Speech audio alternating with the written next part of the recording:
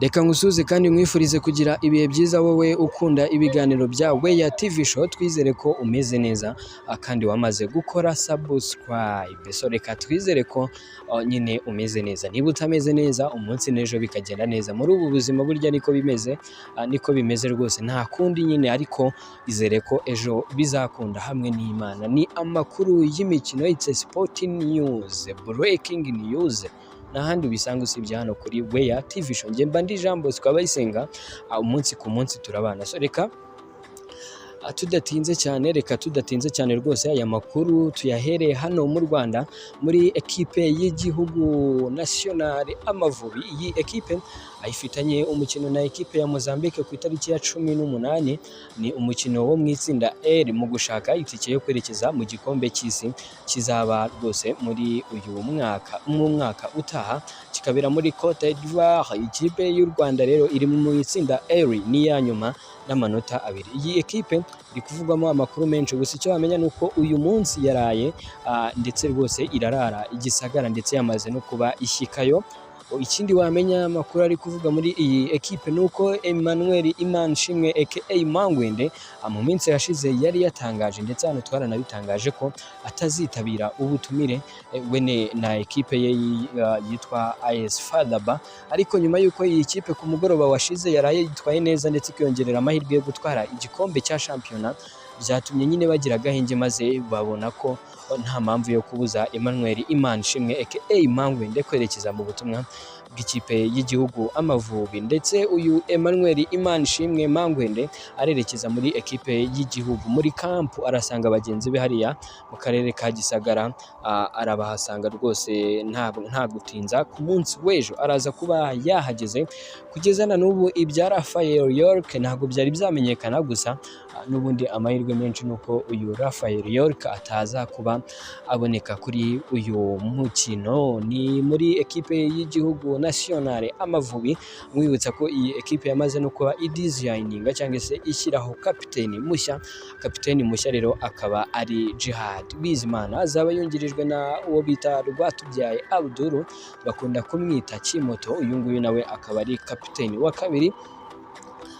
Andi makuru wamenya nuko muri iyi ekipe Carlos Ferra akaba yamaze gutangaza ko rwose bafite icyizere cyo gutsinda uyu mukino rwose, cyane ko basabwa gutsinda imikino 2 isigaye, uyu wa Mozambike ndetse n'uwo bazakinamo na ekipe ya Senegal, n'ubundi nayo bazakirira hano i Kigali mu kwezi kwa 9. Iyi ekipe irasabwa gutsinda nyine iyi mikino 2 kugira ngo ibashe kwizera kuzabona itike iyerekeza mu mikino ya nyuma y'igikombe cy'Afurika. Bwa mbere kuva 2004 iyi ekipe ntabwo yari yabasha kongera gusubira mu mikino y'igikombe cya Afurika. Nta makuru menshi turagarukaho hano mu Rwanda, ahubwo reka twigire ku mugabane w'Uburayi. Amakuru ni menshi, aho rwose ku itariki ya 8, ku itariki ya 12 mu kwezi kwa 8, shampiyona y'igihugu cy'Ubwongereza izaba yagarutse. Icyo wamenya mu mikino ya mbere, ekipe ya Burnley izatangira yakira ekipe ya Manchester City, azaba ari kuwa 5.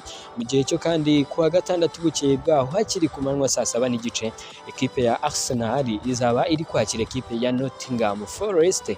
N'andi ma ekipe menshi cyane, nkaho umukino wamenya muri iyo ukomeye ni umukino ekipe ya Chelsea the Blues izaba itana mu mitwe na Liverpool ku munsi wa mbere. Urumva ko azaba ari shoreka. N'ubundi nkomeze nkuha amakuru atandukanye tukivuga kuri iyo ekipe ya Chelsea. Iyi ekipe ya Chelsea irifuza abakinnyi benshi cyane, aho bivugwa ko yamaze kuba rwose mu magambo yamaze kuba itandukana n'uwo bita Romelu Lukaku. Muri iyi ekipe ya Chelsea kandi tubihuza na transfer iri kuvugwamo kuri ekipe ya Arsenal. Iyi ekipe ya Chelsea biravuga ko umwataka wayo Kai Havertz, uyu mudage ushobora agomba kuba yerekeza muri ekipe ya Arsenal de Gane n'umusaruro.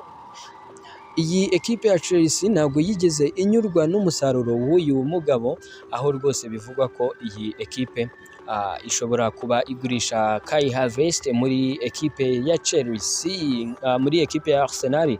Kai Havertz rero agomba kuba yerekeza muri iyi ekipe nk'uko Mikel Arteta abitangaza kuri miliyoni 50 ngo ekipe ya Arsenal iri tayari kuzitanga kugira ngo ibashe kuba yabona uyu musore muri ekipe ya Arsenal.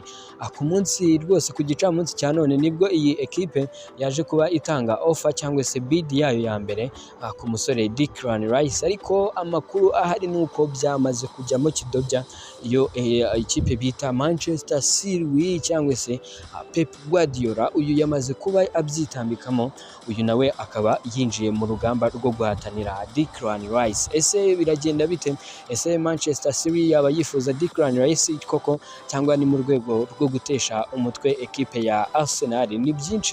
Ni byinshi biri kugenda bivugwa cyane. Iyi ekipe ya Arsenal ikomeje kwiyubaka, ariko nyine biracyari mu magambo. Nyuma yo kwifuza Kai, ikifuza Declan Rice, ntabwo biragarukiraho kuko nuwo bita uyu Moise Caicedo wa Brighton and Hove Albion nawe agomba kuba ayerekezamo muri ekipe ya Manchester United. Yaba yakuye amaso kuri Harry Kane yifuzaga cyane mu buryo bukomeye, aho iyi ekipe yifuzaga rutahizamu ukomeye ukinira ekipe ya Tottenham Hotspur, ikaba yamwifuzaga kuri miliyoni 80, ariko ekipe ya Tottenham Hotspur ivuga ko itarekura uyu musore witwa Harry Kane ku mafaranga ari munsi ya miliyoni 100. Ibyo ngibyo rero bakimara kubyumva, ekipe ya Manchester United yahise ifata icyemezo cyo gukorozinga deal cyangwa se kuvuga iti ntabwo tugikeneye rwose kuba twagura umukinnyi ushaje wa miliyoni 100 zose,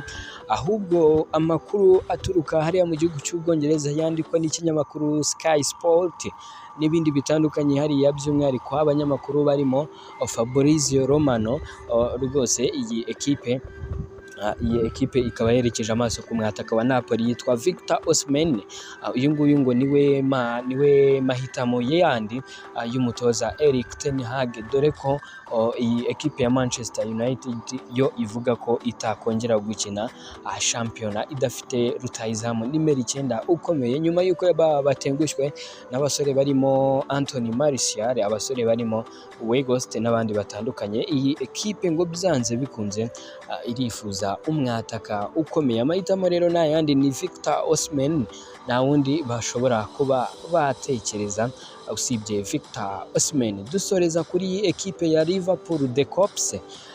Iyi ekipe nyuma y'uko isinyishije umusore Mark Allister, uyu ni umusore w'umunya-Argentine witwaye neza mu mikino y'igikombe cy'isi hamwe n'ikipe y'igihugu ya Argentine. Iyi ekipe ngo ntirasoza kugura, dore ko nayo yaba yinjiye muri deal ya Moise Caicedo. Iyi nayo ngo irifuza uwo bita Moise Caicedo ushobora kuva muri Brighton and Hove Albion kuri miliyoni 100. Ese Liverpool irazitanga dore ko arizo uyu musore yifuzwamo? Reka ngushimire, nitwa Jean Bosco Abayisenga. Ni amakuru y'imikino bari kuvugwa hirya no hino. Reka twizere ko dukomeza kubana mu biganiro dutambutse hano umunsi ku munsi. Iyi ni Weya TV show.